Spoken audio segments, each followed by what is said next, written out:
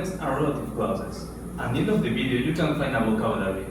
In order to denote an obligation, must and have to are used. There are some differences between each one. Must can be used as what is necessary. This only refers to the present or the future, not to the past. An example is, I must pass my test so I can go to the beach. In the case of the have to, it's also what is necessary, but in this case can be used as the past, present, or future. An example is, my mom is coming to my house, I will have to clean. For must is also a strong obligation. This denotes as the person itself or the object don't have an opportunity to choose. An example is, we must drink water. This example denotes as the humans, we don't have the opportunity to don't drink water or leave it. It's an obligation that let us live. And general obligations in the case of the have to. I have to wear a uniform at work. Also, must can be used as a personal obligation. I must get my hair cut. This example gets more like it's myself talking to myself. And the personal obligation is for have to, and the example says, I have to prepare for the test.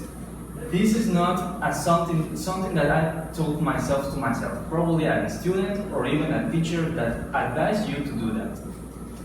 There's another phrases to express obligations, and these phrases are followed by the phrase itself plus to plus the verb in infinitive.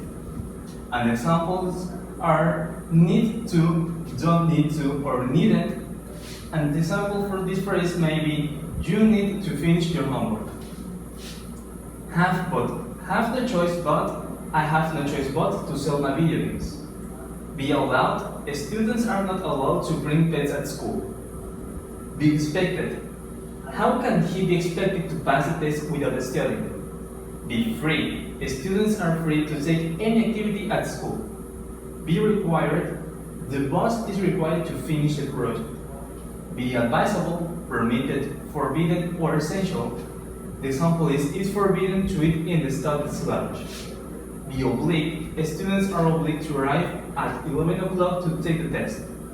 Be under no obligation, it's an under no obligation to cut the grass. All this denotes an obligation, but in the case of the last four, are more formal in the uses of to communication. In order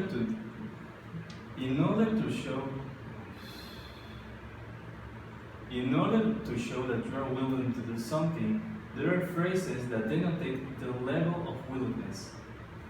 As for example, the phrase will can plus infinitive plus a verb in infinitive. As an example, Jason will swim with his brother every Saturday. And also, be prepared plus to plus the infinitive verb. Be like Dario is prepared to ride a horse. In both cases, the subject is willing to do something, but in the first one, the subject Jason is willing to do something every Saturday. As in the second, it's just that he's prepared to do that, but not necessarily is going to do it. In another example, have no problem with verb and the verb with the N, A, and G plus the noun. The example is, my brother has no problem watering the plants while I'm traveling. We already know about obligations and willingness. Now it's time to talk about relative clauses. We can use relative clauses to give information to something and also to put this information into a sentence without the need to start a new one. We have two types of relative clauses. There are defining. In this one, we know to which now we are talking about. For example, in the sentence, saris which are made of silk are expensive. Here we are talking about saris that are expensive. For notifying, basically this must give us extra information. For example, saris which are made of silk are expensive. Here if we take off which are made of silk, we just know that saris are expensive. And also give us information that all the saris are made of silk.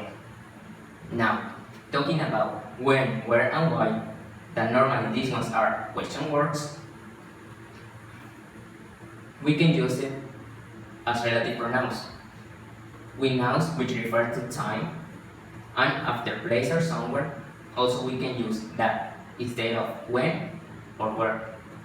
Or after reason, we can use why or that. To make this clear, we have some examples. The trial, where that the woman is involved, is waiting for the judge. Saturday in the morning was the day when or that everything went wrong. The reason why or that we are doing this is to learn.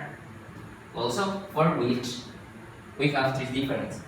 The normally is, which is used to refer to animals and to things. For example, the defense lawyer showed evidence in court which supported the accused's alibi. Also, to refer to a whole clause. People think I sit around drinking coffee all day, which, of course, I do. And for the last one, for which is with prepositions. The fall in which I traveled to US was fantastic. Now we can talk about who, whom, and whose. That basically who and whom are used for the same way. Just that whom is formal and can be used after preposition.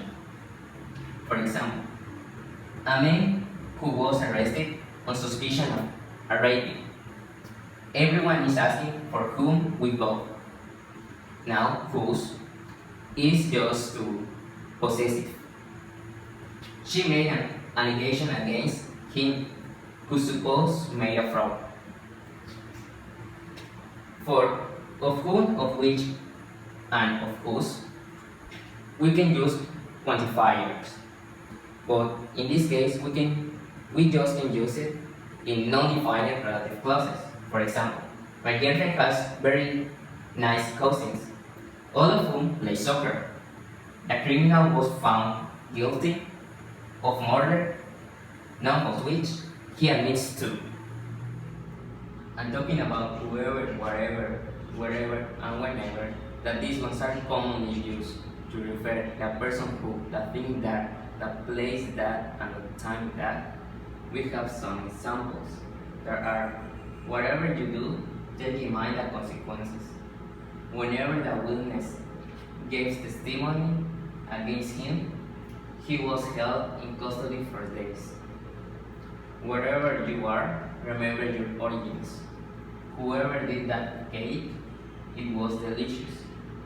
And to finish, we have prepositions in relative clauses. There is normally to put prepositions at the end of relative clauses, but it can be used before the relative pronoun in formal language. For example, Starser, which is a group that I listen to, is good.